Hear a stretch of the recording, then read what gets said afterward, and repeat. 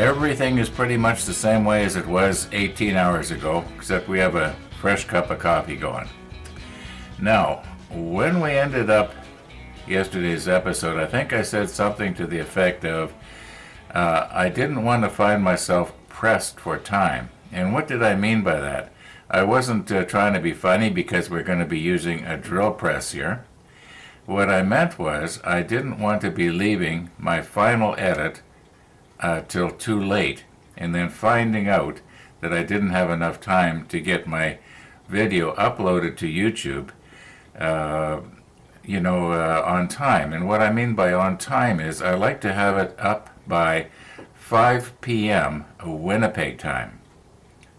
Now, it doesn't always work out. Usually it does. If you might remember, some of you that watch these videos as soon as they're available will remember that I think it was about 3 days ago, the video was about half an hour late. Well, it's because I left it too long. And in order to do a good job on the editing, it's not like I just take and join all the video clips together. I like to do fades and cut out anything that's that shouldn't be in there and stuff like that. That's part of it's probably, I would say that is probably more fun than actually building the model. However, let's get on with it here, and we'll just continue on. So when I said I was pressed for time, I know some people sort of thought, Ron, you got nothing else to do. Well, that's what I meant when I said pressed for time. Yesterday I said we'll put on the macro lens and we'll get in nice and close. And we will. We'll put the macro lens and we'll look right down here. However, I haven't actually turned this on yet since I put this bit in place.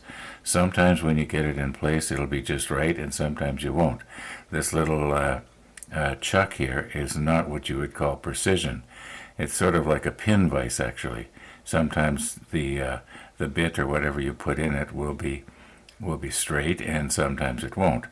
And what I find I do, if I turn it on and it wobbles excessively, I will loosen it, just wiggle the bit a little bit, and then retighten. Sometimes that'll work and sometimes it won't.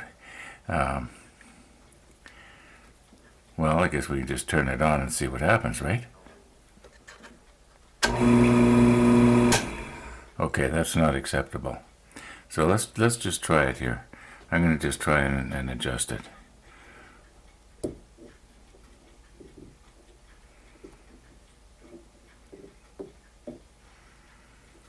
This might be better, it might be worse.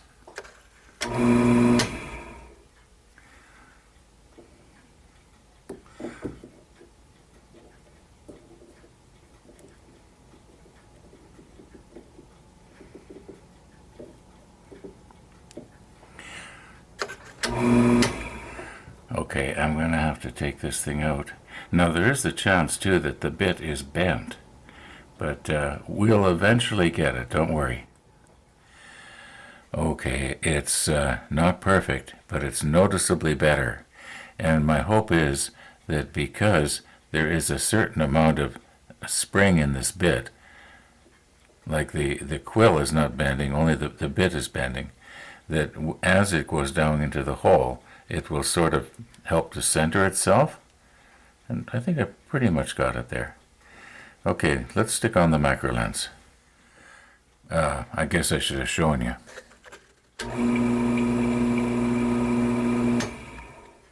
Like I say, not perfect. Okay, the plan is that after I get this bit centered on the hole, I'm going to just hold this down with my small screwdriver here, because if it catches, it'll just sort of screw itself right up the bit. I think most of you that have had experience drilling know that something like that will happen, or can happen. So anyway, here we go.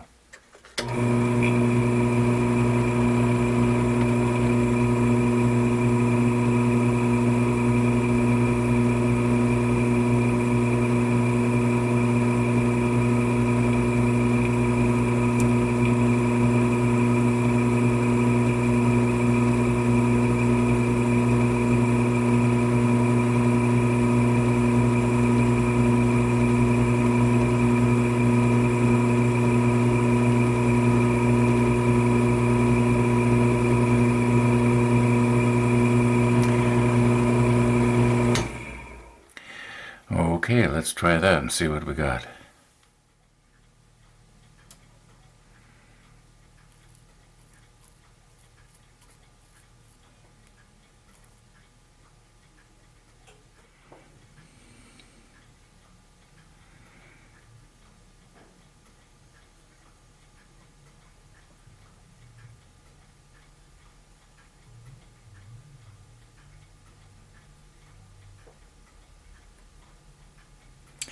Okay, I think we probably got it just about just right. Don't want it too loose because I want to rely on the fact that it's tight enough that it's going to have everything at right angles to each other like it's supposed to. At least that's the plan. Okay, I'm going to do the other three the same way, and it could be that I don't need to be holding it down with a screwdriver.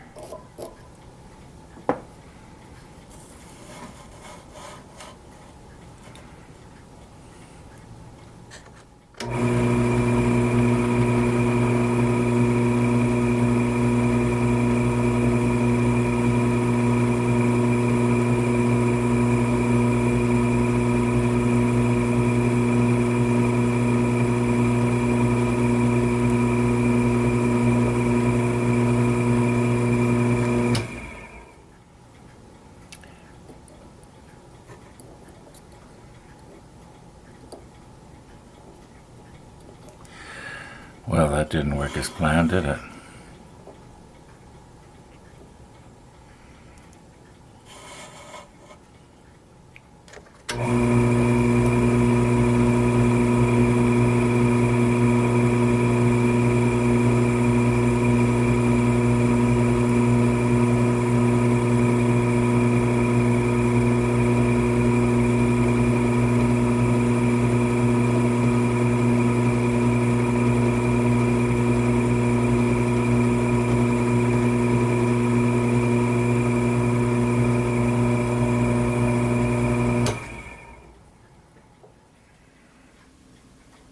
Now, I don't want to be putting too much on or it'll dissolve the pin altogether.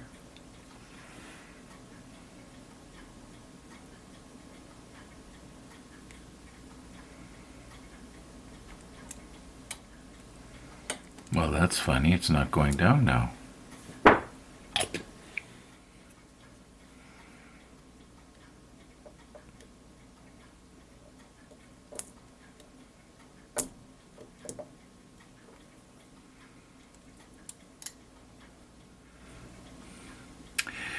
Maybe I didn't put enough on that. It almost, you know what? I might have to re-drill these with the next size up. I think I'm going to try that. It's just a little bit too tight. Okay, here's the plan. I've drilled these out with the larger bit, which if I remember right, it was 4 1/1000ths of an inch larger than what we had. That's probably almost like the thickness of a human hair. Yeah, it's about the thickness of a human hair. Anyway, because these are upside down now, I got to have these upside down as well. And I think we should have better luck here. Instead of putting the gun down on the base, we'll put the base onto the gun. I think that might go a little better. So, okay, I'll get my extra thin here. Now, I don't want a whole lot, just enough to, solidify everything here. Oops.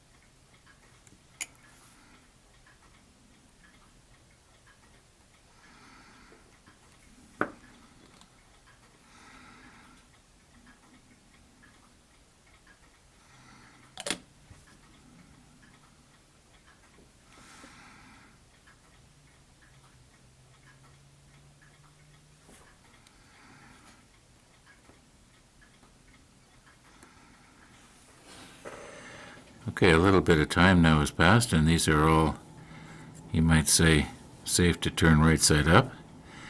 And what I have been noticing in the past, like yesterday, whenever I'm shooting a scene like that has these black alligator clips, or even just the green cloth on the model table here, that the light-colored plastic, which is not white, has a tendency to be, you might say, overexposed. In other words, the detail kind of gets washed out on it.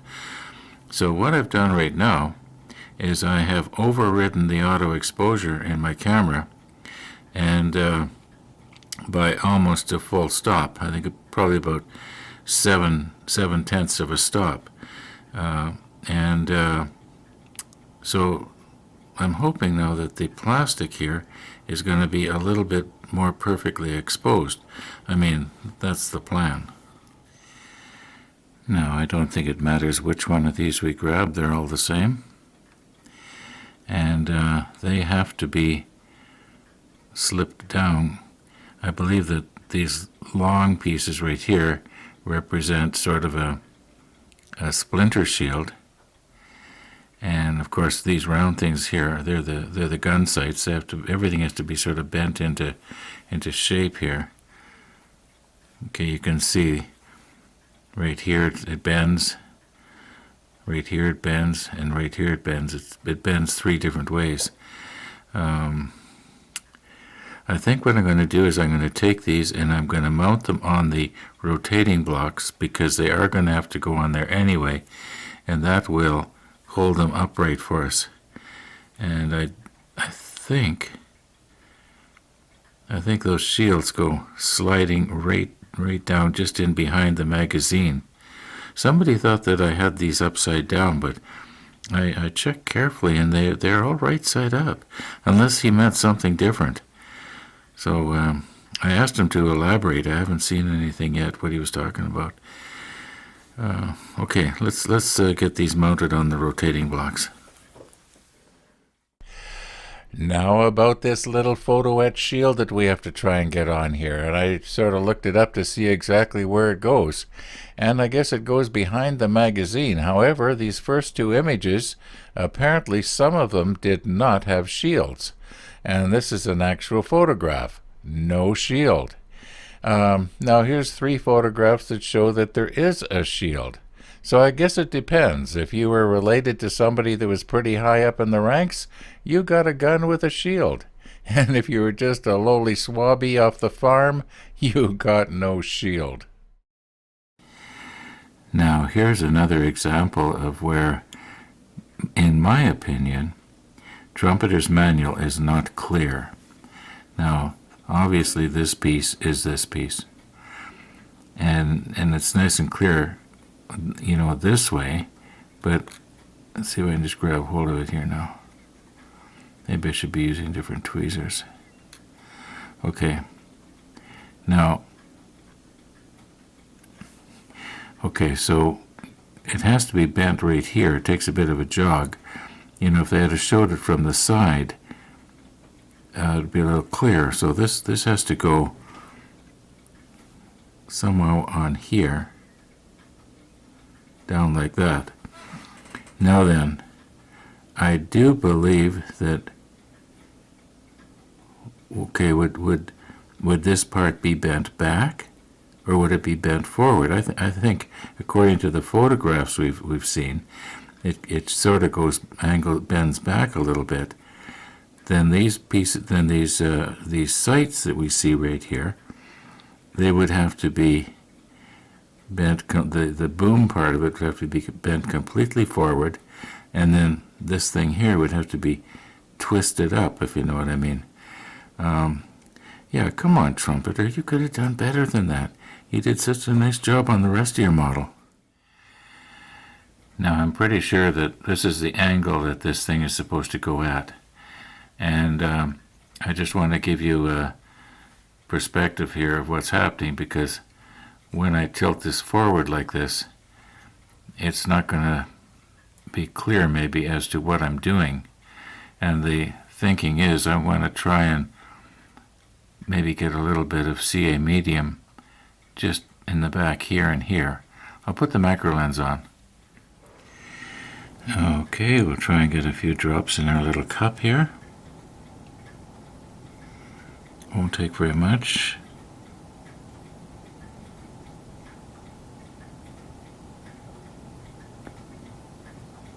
That should do it. Now I'll put on my strong glasses.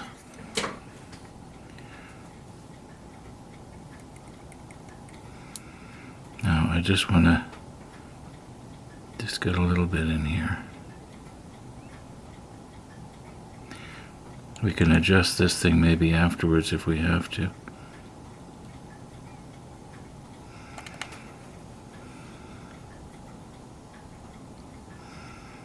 I'm hoping that when I paint it, it's going to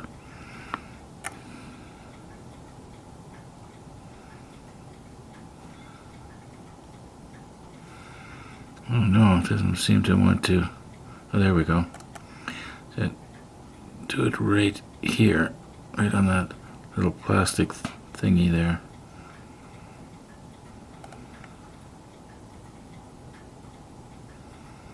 There, went good on this side.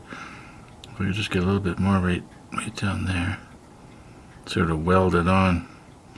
I know from your perspective it probably looks terrible, but from further back you won't even see that. Okay, I do believe once that cures, it's going to be just about at the right angle. We'll look at it in a second here.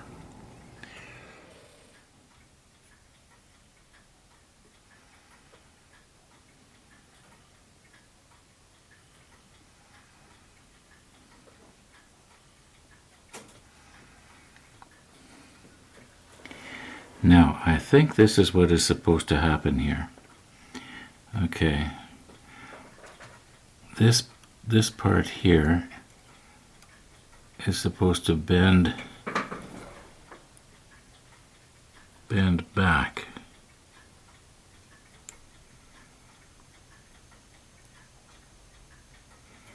Maybe I'll get something different here to bend it. I thought it would bend easier than that.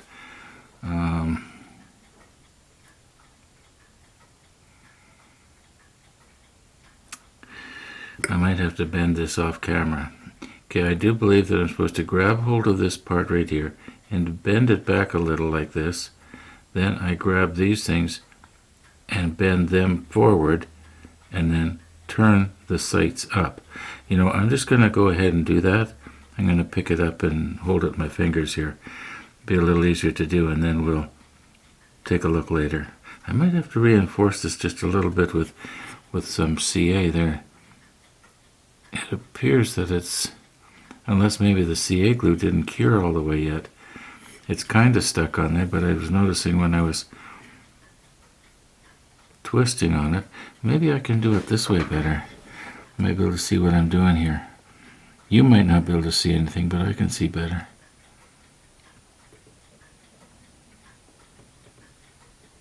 There we go. Okay. Now, I think these are supposed to go forward.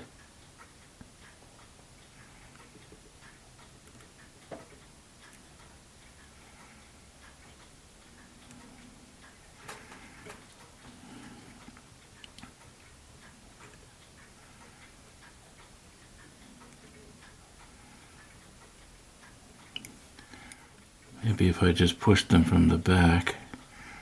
Is that possible here?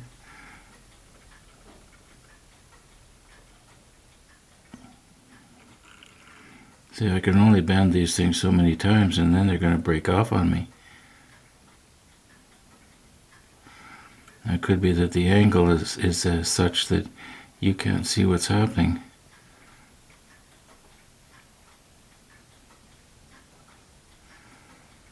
Okay, now I think that the idea is that these are supposed to turn up. Maybe I'll use the different tweezers. Couldn't find them for a minute. Okay.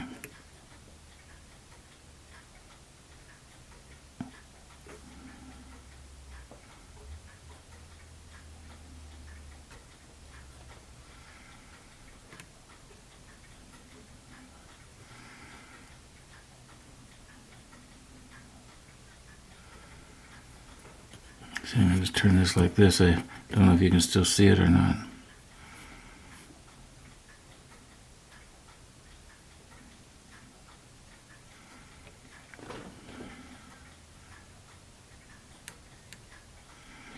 Now, this one here doesn't look straight. It looks like it has to be rotated to your left.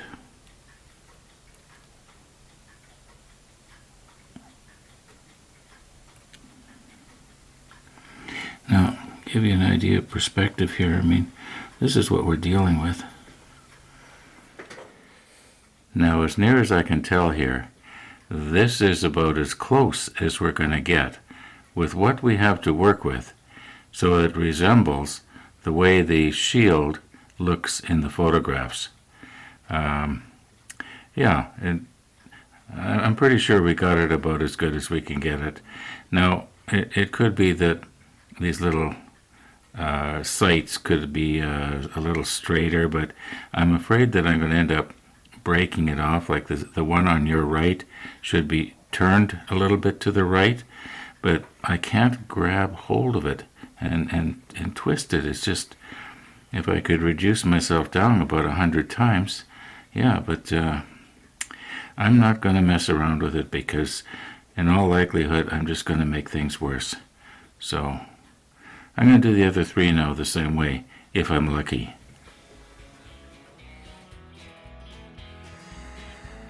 Okay, here's a thought that I had a few minutes ago, and that is this. I already have almost like a little template here. I know what angle that these little sights are supposed to go to be pretty much at the right angle. And I'm just wondering here, could we maybe not use Andy's photo etch bender to get the sights underneath and hold them down straight, so that I can bend them in relation to this little tiny short arm, or whatever you want to call it, and then they wouldn't rotate on me as I'm bending them. And then this bend right here, I could bend maybe with tweezers or something, or maybe I could do it in here too. But you know what? We're going to have to do that in tomorrow's video, folks, because once again we're getting on in the afternoon here in Winnipeg, and I don't want to have to be rushed. Thanks for watching, and all being well, we'll see you tomorrow.